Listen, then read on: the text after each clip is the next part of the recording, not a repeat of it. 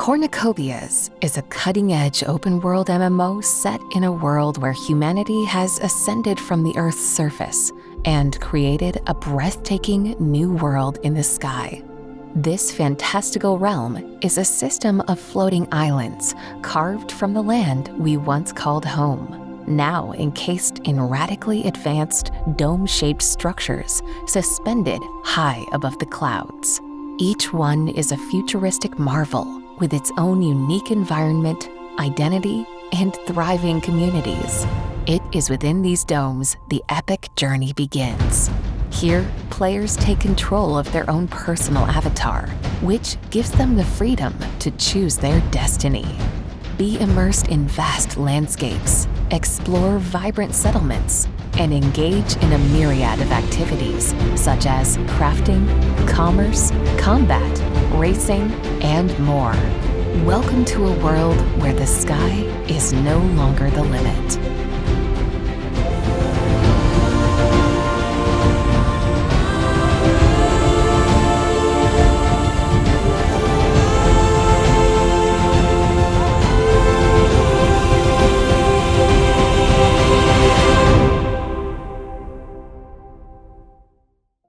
Hey everybody, welcome to Copi Cafe. This is episode number 94. I'm here with Rob Gregg. I'm Josh Jones, and excited to tell you guys more about what's happening with Cornucopias.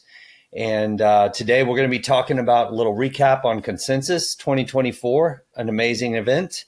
Talking a little bit about some land updates, some nodes updates, ISPO blocks, and how that's going. And then, of course, we've got some questions and a leak. And let's just go ahead and kick it off. Rob, what are you drinking today, sir? Oh,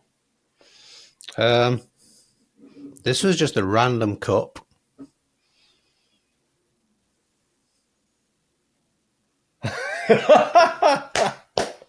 Yeah, that's awesome. but within that, I'm drinking a cappuccino. Oh, it's great. What are you drinking? Thank you so much, man. You're making me tear up. My favorite person to annoy. How special. It's great. Just some iced coffee. Both drinking a coffee. Yeah, we're shooting early this morning. I wonder if anybody guessed mine right. What is inside your cup? Because people are guessing what the... Just a cappuccino. Cappuccino? It's a Nescafe cappuccino, so it's like powdered. Nothing special. Oh, okay, gotcha. Well... People are liking these, by the way. Hey, I agree. They're great. But look, even though it's the same hat, look how it just does not suit me, yet it suits you. Is it? Yeah. What am I doing wrong? I don't know what it is. I don't know. Well, at least you have one. Better to have one. I have a white one as well. Both of them make me look stupid. They are great hats. And I hope at some point we can get an international distribution system figured out so we can start getting more people holding these. But and our T-shirts, they went down pretty well. We can talk about that later, but if you do come and see us in person, it's the best way to get these stuff. So Consensus, speaking of seeing people in person, that's why we made one of the most powerful things about conferences for me is seeing you guys, the team, seeing people that I work with on a daily basis physically and being reminded that they are humans, and that we do have a real friendship and real partnership and real team, because it's weird that we work all over the world, and it's cool. I mean, it's given us quite a few advantages, but so that's been important for sure. And then seeing the people's reactions to the game, I thought that was really powerful because in this particular conference, not a lot of people know who we are. Which is cool. I mean, we certainly had some that came by and were aware of us, but for the most part, this was a lot of people that are, what is this? that was one of the most common questions. What is this? And then their reaction to it was like, wow, this looks really cool. And they'd play it and they're like, yeah, this is awesome. So that was fun to see. Yeah. How is this game blockchain? That was the biggest question I got. And to It's be weird because I fair, didn't have that one, but go ahead. yeah, it really surprised me because there were, there was 14,000 people there. I don't know how many booths. We were booth 810. So roughly around about that amount. And there was probably only, I would say, less than a dozen gaming stations there. So, that either means that people are not into gaming, into blockchain, or it's an undiscovered powerful niche. And I think that's the category we are in. I think that's why we're definitely undiscovered at the moment. But I think when people do understand gaming and how it can onboard people and ownership of assets, I think in a year or so from now, there will be massive conferences just dedicated to gaming. So I think, we always say we're really For Web3, early. you mean? Web3, yeah. I think when we say we're really early, I think we are really, really early. However, I think our game is at such a level at the moment, and will be over the next 6 months, that we can literally break down those barriers, bring adoption. I think the floodgates will open for gaming. I completely agree. And I don't think the timing could have been much better for when we started and what that enabled us to be at position wise with an actual game, and with as much as we have coming over the next, year, to actually know that we'll likely be able to market to mainstream gamers in the beginning of 2025. And then thinking through and reflecting on our tokenomics and how that's going to work, that it's seamless to onboard gamers, but then that utilizes Copi, their onboarding, and in our marketplace with our recent tokenomics paper. That's a powerful thing, that we're making it seamless for the mainstreamers, but at the same time still utilizing Web3 in a powerful way. I'm in complete agreement with you. And I think we have an amazing opportunity to bring the masses into crypto, and we're well positioned for that. So I'm definitely excited about that. But back to consensus. Yeah, you want to go through some of the people you saw or we saw together? Yeah, I think first of all, I'd like to say a big thanks to Fareed, who hosted our previous Copi Cafe. Not only did he host that, I think for the third or fourth time, he also did the editing for it. And he hung around with us for our booth. He came for a meal with us. It was just like he was part of our team. So Yeah. Huge shout out to Fareed. Yeah, completely agree. Thank you so much, man. And it's becoming a tradition, so I like it. Let's keep it going. Big shout out, obviously, to the rest of our team that went. Scruffy and Joshua. Hold on 1 second, Rob. Sorry. If you're not following Fareed, check out DAP Central on Twitter. That's where you can find DAPP Central. That's where you can find some of what he's talking about, because he talks about a lot of projects in the Cardano space, and I think he's eventually going cross chain with what he does as well. And I think what he's doing is important for crypto. Go ahead. Sorry. Yeah, big thanks to everyone who from our team that turned up as well. Scruffy and Joshua, they were talking to people. They did live streams. We had Matt who was helping out set up the booth. Jeff was there. Obviously, we had Ben, Toby, as we now know him, Tobias from Germany. We saw in the previous. He came all the way over from Germany, and that was a nightmare flight. Mm-hmm. Who else have I met? Not a Bot was there as usual. He's been to a few. Callum was there. Trying to go around the table. I'm sure I've missed somebody. Josh Scruffy, I think you already said. Chase.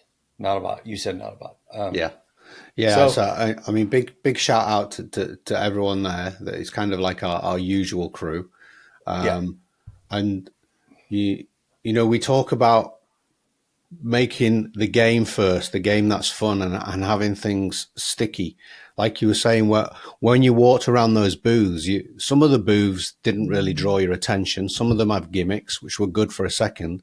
But not only did our game bring people in, but our team then, they were really engaged. People were really engaged. They weren't just all right, give me a t-shirt. I'll make some small talk. Give me a yeah, t-shirt, because that's the usual thing. yeah. They actually were interested and they wanted to play, but then they came back, and and that's the big testament to what gaming can do. Gaming is more than just a t-shirt. If it grabs you to come back. So we also saw the founder of Star Citizen. You Yeah. want to talk about him? Well, sure. He joined us for a dinner. He's friends with Toby. So Toby linked him into our crew. And there was another guy there Yeah. that joined. I don't think he was from Star Citizen, but he was a game economist.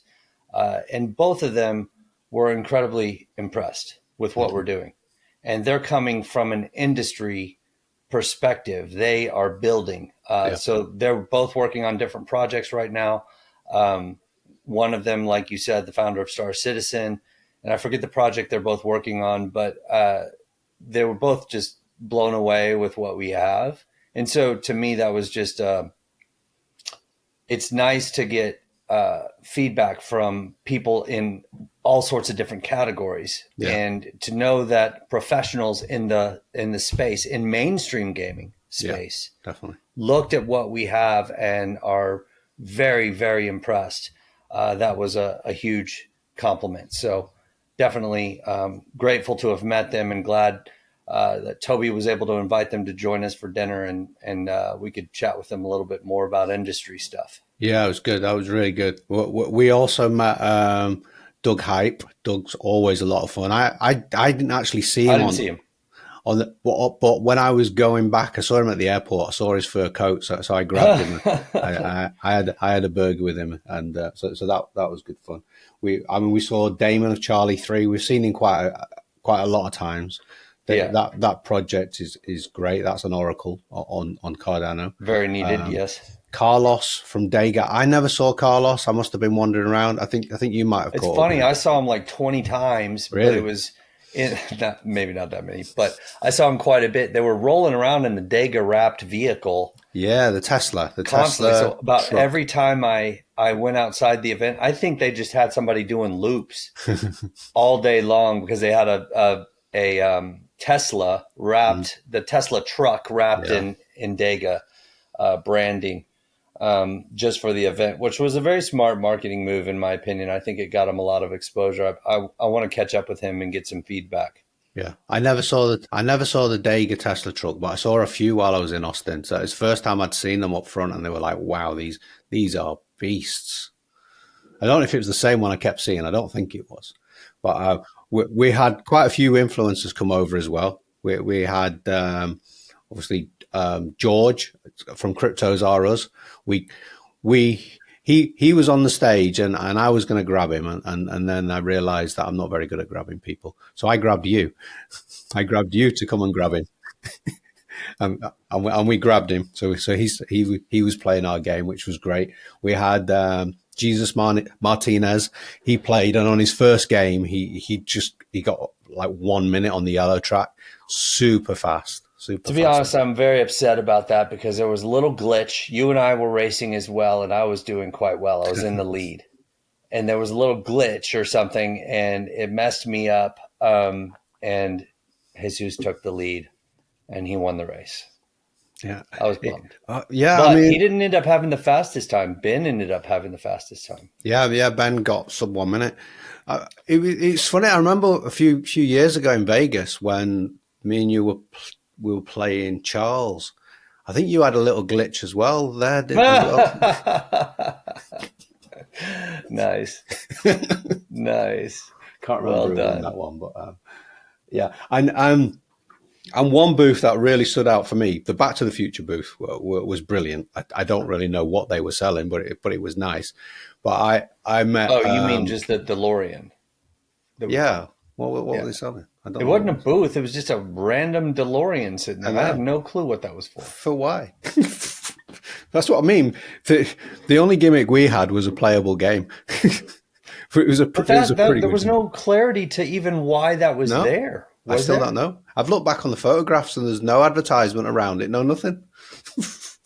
It doesn't make sense. Maybe there's an owner of that DeLorean in Austin and they're like, hey, I want to show this off. You guys want to add it at your event? And it had zero purpose other than just some bling. But like maybe, the Doctor Who booth, that's just built to blend in something that, I don't know. Yeah. Maybe maybe it actually was Marty McFly. Maybe it wasn't part of the event. I don't know. But I also met, as I was walking around near that, actually, there was I saw this video of Rampage, which was a 1985 old school retro game. So I went over and said, look, you've got my attention. I don't care what you're selling, but I remember this game. And they said, well, come and meet the original developer. So I mean, I nearly dropped down so Kenneth Hurley was there. He told me how he wrote it in 3 months, the whole history of the game. He then randomly brought over this other guy called Eric Knopp who wrote Road Rash. So I mean that for the next half hour, that was me just you were vintage starstruck. Fanboy. But then we grabbed them over to our booth and then we couldn't get rid of them, could we?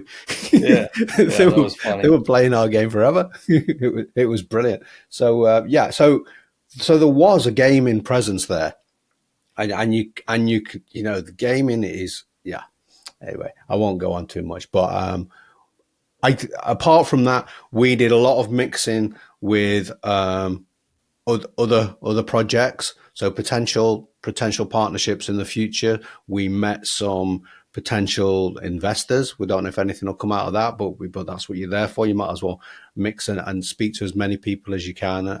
And generally, I thought it was an interesting event. I'm now really looking forward to Vegas later on in the year. Mm-hmm. Where obviously more people will know us because that's more of a Cardano based, but I think we really stood our own. I was worried, we're going to go to this place where it is wider blockchain, and will we be able to stand out? I think absolutely we had a really good booth there. It was constantly busy as usual, and we had nothing to worry about. No, I completely agree. Yeah, it was amazing. One thing I would add that was nice to notice is multiple times I came back to the booth and Matt was getting interviewed. We had multiple other team members that were able to fill in and be somewhat of a face, which is great because he was able to help with marketing. And then also Ben was able to explore a lot of the financial products. And we found a new, I don't know who ended up finding it, but so we found a new potential HR solution that we investigated yesterday that is so very helpful potentially, being that we work with, ADP in the US and ADP in the UK, which is not even the same experience at all. It's like almost like dealing with two different companies. And then we're so fragmented in how we handle HR. This kind of pulls everything together. And I think it's very helpful, incredibly helpful it was the event. I would say is almost worth it for that alone. Yeah. Cause there's going to be a little bit of cost savings, but on top of that, it just pulls everything together and positions us for all the organizational work that we need to do to prepare to go to scale in 2025 with really adding a lot more team. Huge. Yeah. And that showed the mixture of, I suppose, use cases for blockchain and Web3 there, because that banking HR application, that will really change how we're about to, to do our payments to our employees in the future. Because anything to do with banking, we've had to go against the tide over this last few years and regulations and stuff like that. So it's good to see that, solutions are out there finally. Completely agree. It's very, very helpful. All right. I would say we probably spent a little too much time on consensus, so maybe we need to move to the next topic. Great event. Looking forward to Rare Evo coming up.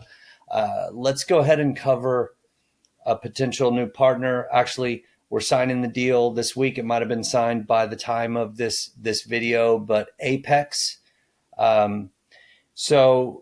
So that you guys are aware, anybody that's not familiar, our strategy all the way along has been to be cross-chain. Cardano, however, is our home chain, and we're full believers still, and we're not leaving any. This is not a zero-sum game.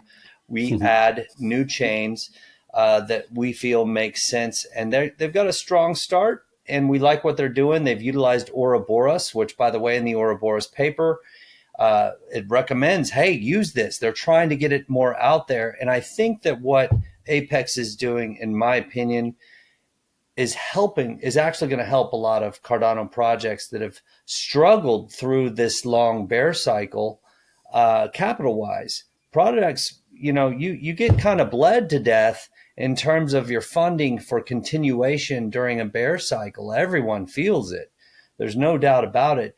And there's a lot of projects that are struggling. And I think what Apex could be doing is helping, because they're working with quite a few Cardano projects as launch partners, which is going to give them Apex token as a staking mechanism that enables them to generate a little bit more revenue right now or offset some costs. And I think that's important. Cardano ecosystem, one of the things that is struggling right now are a lot of projects and that are needing funding, and we don't have VC for that layer where people really need to take next steps.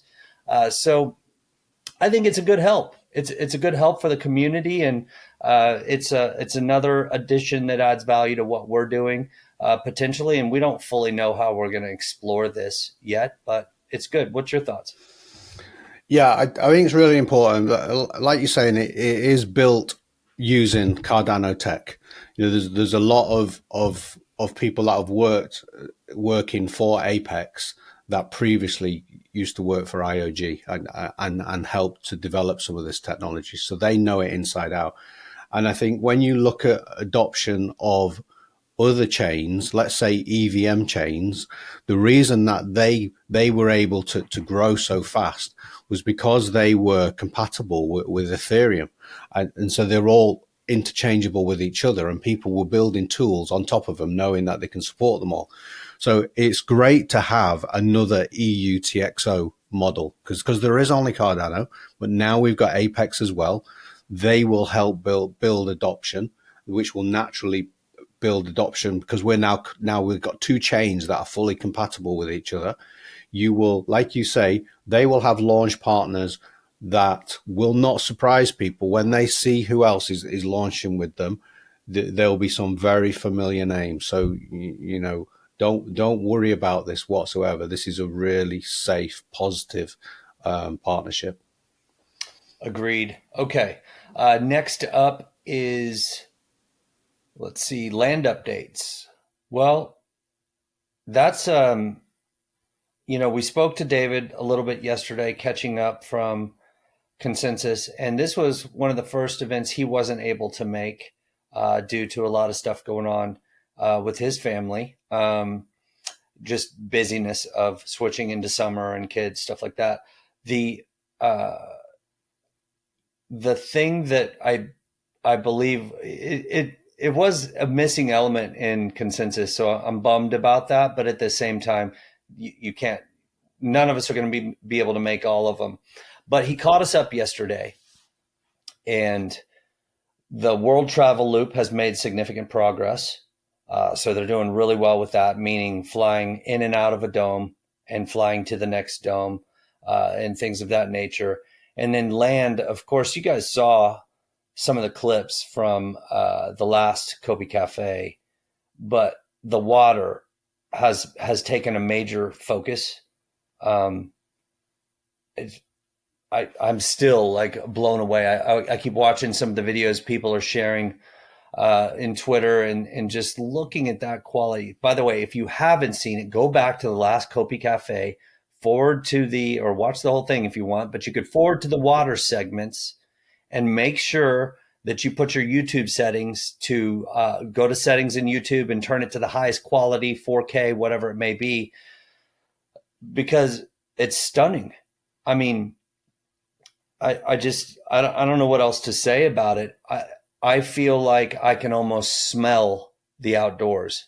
And that to me is a testament to the team. Like, and that's something we want. I want you guys to be able to jump into the game and you can almost smell the pine trees or the cedar trees or the aspen trees or just that Colorado smell. Like, it's powerful is what I'm trying to illustrate here. And I'm very impressed. So we've made a lot, and the water technology, even what we showed, it's actually improved since then, because we talked to David about it and he's like, well, maybe we can release it, but it's improved a lot since then, because this was shot about 2-3 months ago by Tobias. So Toby. I think it was absolutely amazing. If you look at, Cornucopias is set in a parallel Earth, and Earth, 71% of the Earth is water.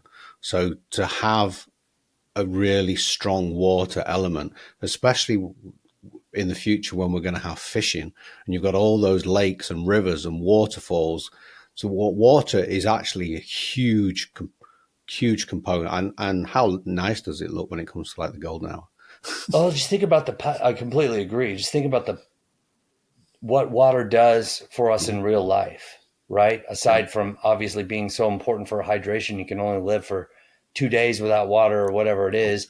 But like the draw that a lake has, a friend's got a boat. We're going to the lake today just to be out on the water. There's something peaceful about it. Swimming in a pool, going to a river and paddleboarding, whatever it may be. It's got a powerful effect, and it has that effect in game when it looks as amazing as it does. So I'm really proud of where they come with that.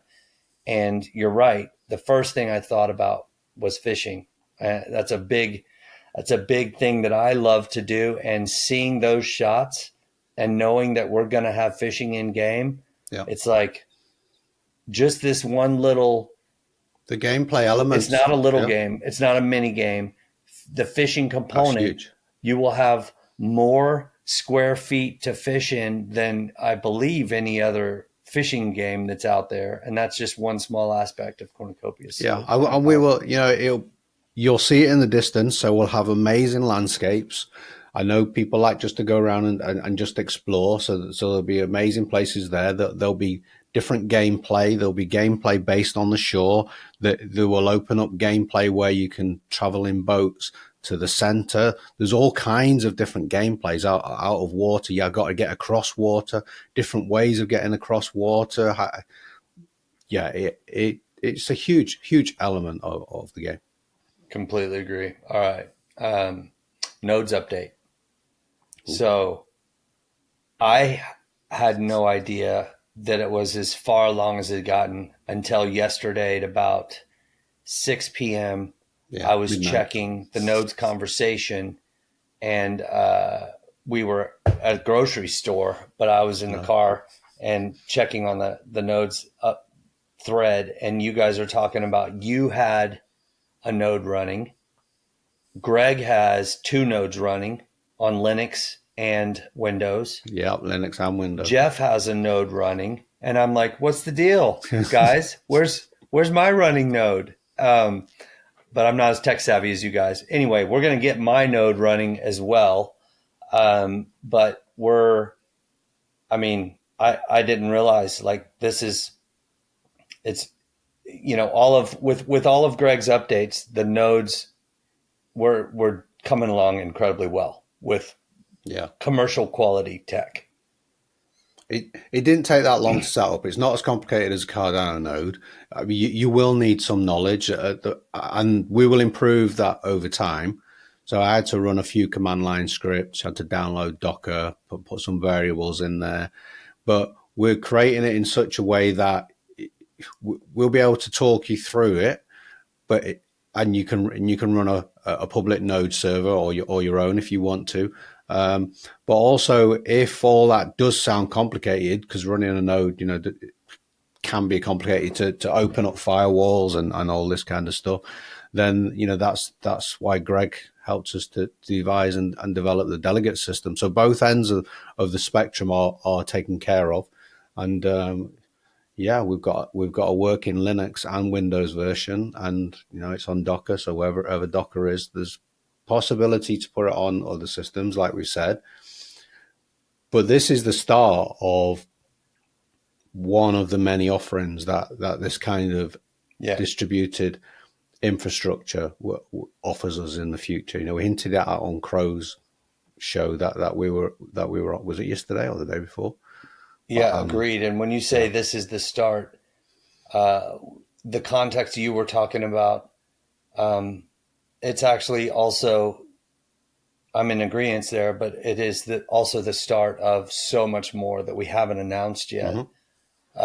That can be incredibly powerful for Cornucopias, for Copi, for what we're building, and for others in the space. But we need to dig into the research on that a little further before we make an official announcement. But I think we've got something pretty powerful, and it's being done the right way. So and the current node holders will have first say of anything node related that we have in the future. First say, what does that mean? They'll get first option to buy. Yeah. Future nodes. Yeah. And if you don't have a current node, you actually cannot participate in the future node sales the way it's set up. Yeah. And that not all of them, but the ones in this series. It does. I mean, I suppose node ownership also comes with an NFT in the future. We've said that it's got other benefits, but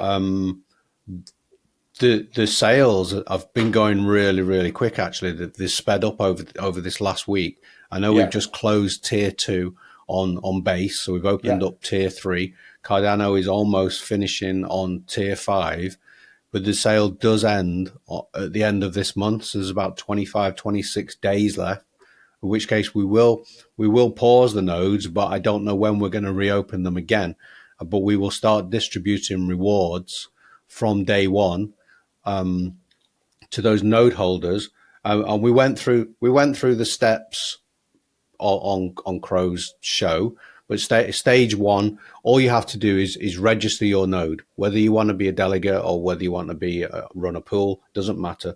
Stage 1, all you have to do is register that node NFT with our new platform that we will share in a few weeks, and you will start getting full rewards from day 1. So that's stage 1. Stage 2, we will then ask people to those that want to download Docker, and we'll show you how to install them, and we'll be really, really lenient on the running and the performance of it. So we will still probably give out maximum rewards to everyone who participates in that. And we'll also then have the subscription options there for those that want to delegate. And then stage 3, I'm not sure when that will be, whether that will be 2 months later, 3, 4, 5, 6, whatever it takes to get it working perfectly. Then obviously that will be live, and then the performance of your pool will determine whether you get maximum rewards or not. You actually started to lead into one of the questions that we have there. Phase 1, 2, and 3. We might as well just throw that in real quick. This is from Levi. It was mentioned that there will be 3 phases for when nodes release. Is there any idea on the time frame or events that need to happen to get from phase 1 to 2 to 3? Yeah, I mean, well, so the events and timing. So phase 1 is going to start on the 1st of July. We will allow a short period of time for everybody that mint in those NFTs to register. By a short period of time, it may be a week to start registering, but as soon as you do, we'll start distributing those rewards. We will do some last minute checkups on the nodes. So within, I get so in trouble if I give any timing, but within that first month, we will then start rolling out, probably slowly, maybe a handful at first, and then we'll invite everyone to download that Docker and start running them. We will call it an incentivized test net because it doesn't matter whether you deliver the files or not. That's on us to perfect all that. And then that period of stability and rollout, that could be anywhere from 1 month to 6 months. We just don't know how long. Obviously, we're trying to get it not as short as possible. We're trying to get it to when we're happy with it. It's also at the same time being integrated into our launcher. So from day one, it may or may not be integrated. So we've still got some of that work to do as well. There's multiple teams involved. We've still got to build some of the reward systems at the back end. But the nodes are as we've said, they are working. So we just need to build the rest up. And then, I would think by early next year that they should be up and running in full force. But we're not going to rush it. It will take as long as it takes to get right. We're not going to rush it, but at the same time, if all things went really well, we could be to phase 3 fairly quickly. Oh yeah. If not, then it just kind of depends on how this unfolds. We're learning as we go, but the tech already is incredible. So very, very proud of the team there and Greg and what he's done with nodes. You have we have one more question, but I'm going to table that for a little later. I just brought in that nodes question. You have a leak now for us around nodes, and I think it is around nodes. Yes, we kind of pre-leaked it on Crow's live stream, but we appreciate most people haven't watched that. So the leak, let's share the screen here. Now that we have the nodes up and running, we've previously said that every one of your owned nodes, which is represented by these top orange ones, will be permitted to have 2 delegates. Well, we're now really confident that you can have 4 delegates per node. So we're doubling the amount of delegates that a public pool operator can have. So if you have 8 nodes, then you can have up to 32 delegates. If you have 9 nodes, then you can have, what's that? That is 9 times 4, which is 36. So you can have 36. And if you have 10 nodes, you can have up to 40 delegates. So, that's doubling those rewards. And also, well, hold on. Let's be clear there. It's doubling the rewards that you receive from the delegates. Yes, I didn't mean it does not change the Cornucopias allotment of rewards and pay for hosting the node. So there's 2 pools that this is coming from. One pool, I just want to be certain that we're clear there. One pool is the allotment that Cornucopias has for providing the service. The second pool is actually coming from not Cornucopias, but from the delegates. Yes. Yeah, so the 26 million Copi that we've allocated for the first year will go to pay your own nodes. So in this diagram, the top orange ones, and then if people do become delegates and subscribe, yes, that you will have that pot will be distributed to the operators depending on how many people delegate to them. Yeah, exactly.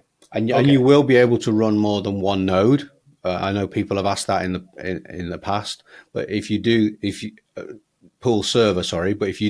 want to run more than one pool server, then you have to run them on different hardware. Let's just clear that one up.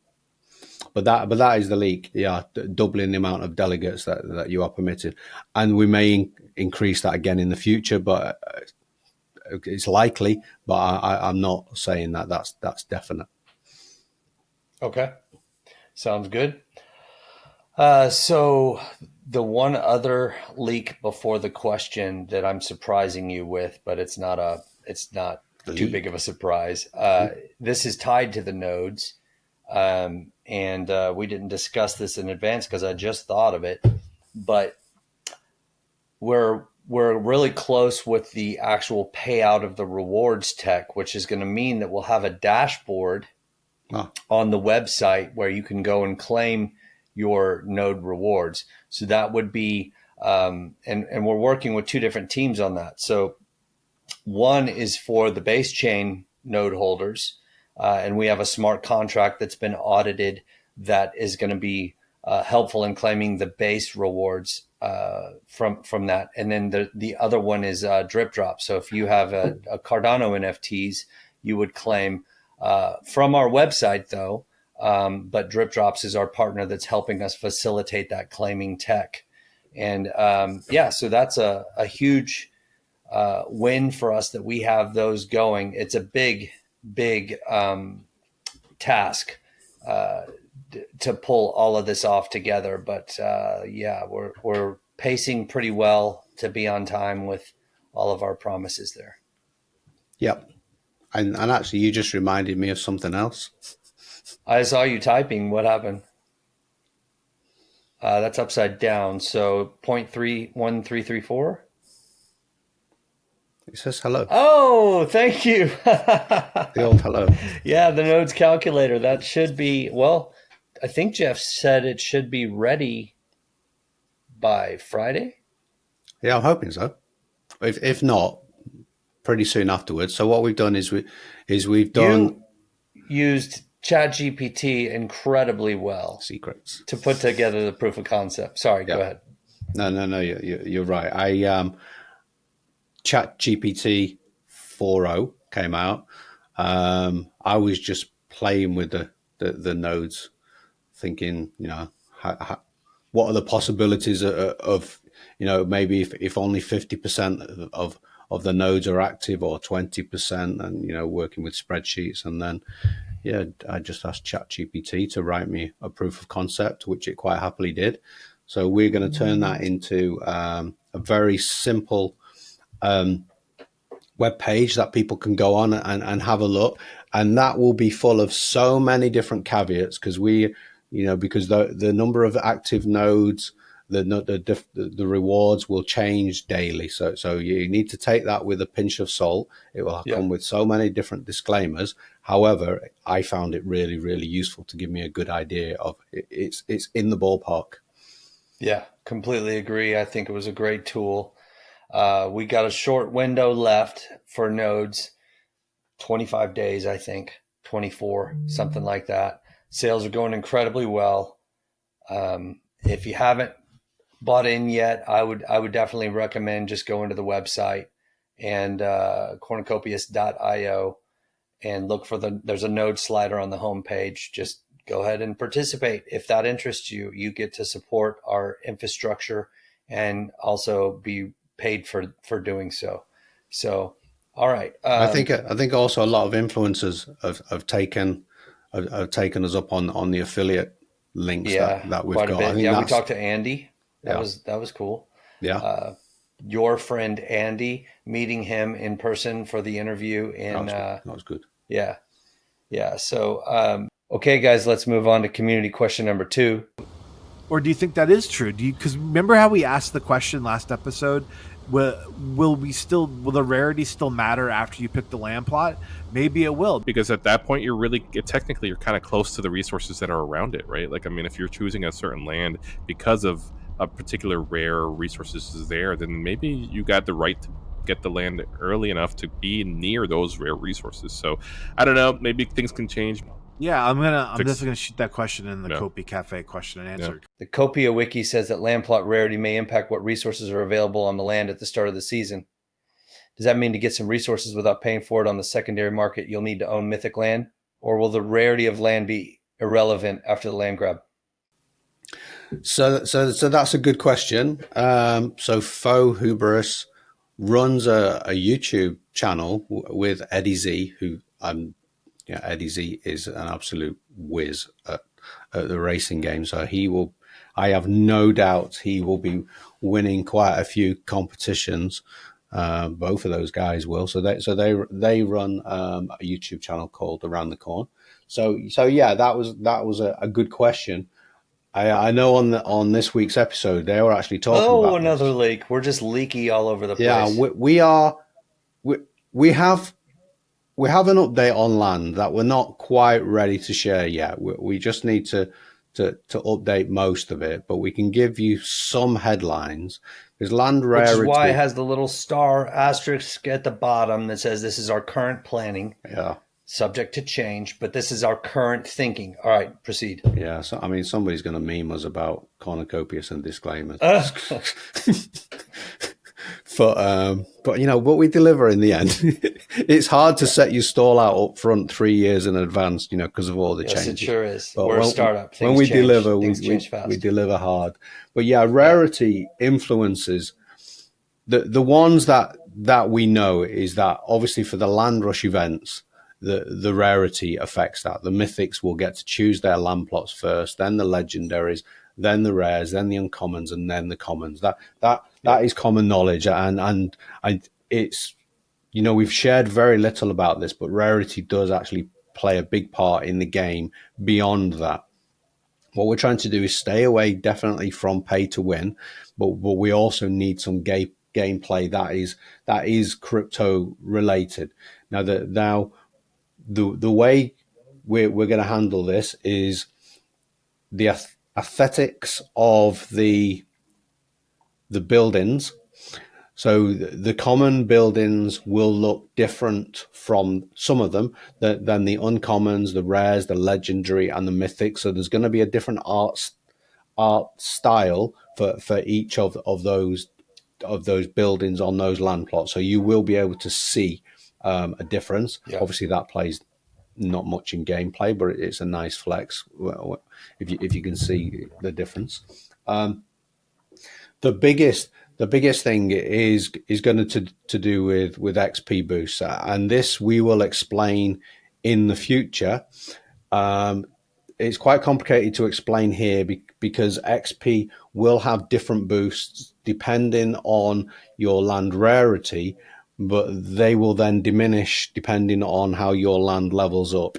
We've got a really simple chart that we will share in the future about this, but this is all about driving people to all the different lands. So you'll get more XP the lower the level of that land, to spread them around everybody's land plots. And then as you go, the land levels gain up, the XP will drop off. But that XP can also be influenced by some of the activities on the land, or maybe what the players are wearing. So there'll be a multiplier. So let's say you harvest some item. If you're wearing a certain item of clothing, that'll gain you more XP. So that's not really pay to win, because that's just kind of leveling up your character a little faster. There's some elements in there, but not as bad as right. You know, you will see it in other games that are definitely pay to win. We're not pay to win. We're play to win. And but the maintenance side of it, we've said all along that some of these properties and these buildings will need ongoing maintenance. The more rarer that you have of a land plot, there will be some elements of that land that requires less maintenance, and that maintenance could be gathering raw materials, or it could be in-game currency. We'll explain that in the future. And there may be raw materials that are dropped on players' land at the start of the seasons, and they may spawn a little bit more on the higher rarities. Again, that will be explained in the future. But yeah, rarity does play a part in your land moving forward, but we are going to do it in such a way that it's almost seamless and tries to be fair. The free players shouldn't, you know, they'll be going around gaining XP and leveling up your land. There's a lot to say there, but that's why we're going to produce a document. Yeah, to me, I think it's a good start on our planning. It adds gameplay and variety. So it adds variety to the look and feel in terms of the different aesthetics. Yeah. It adds gameplay with the need to keep your property updated, to care for your property. I think that's an important element to that. The more we can make things like real life, a gamified version of real life in a variety of ways, and the better. You know, it gives it this need to care for your property and cultivate and build on it. And so it just adds some fun elements to it. But yeah, this is an exciting start. And by the way, Crypto Crow, while you mentioned him earlier, thanks for letting us on your show. He covered, while he was interviewing us live, he went out and bought a mythic land property. Yeah. That was great. Anyway, it was always good to talk to him. So if you don't follow his show, go check that out. It's Crypto Crow. Just Google that. I don't know the exact URL, but check it out. We can include a link to that episode in our description. But that's it for today, folks. I hope you enjoyed the content and the leaks. And we'll see you in next week's episode of Copi Cafe. Bye-bye. Bye-bye. Don't care what you say. I don't care what you say.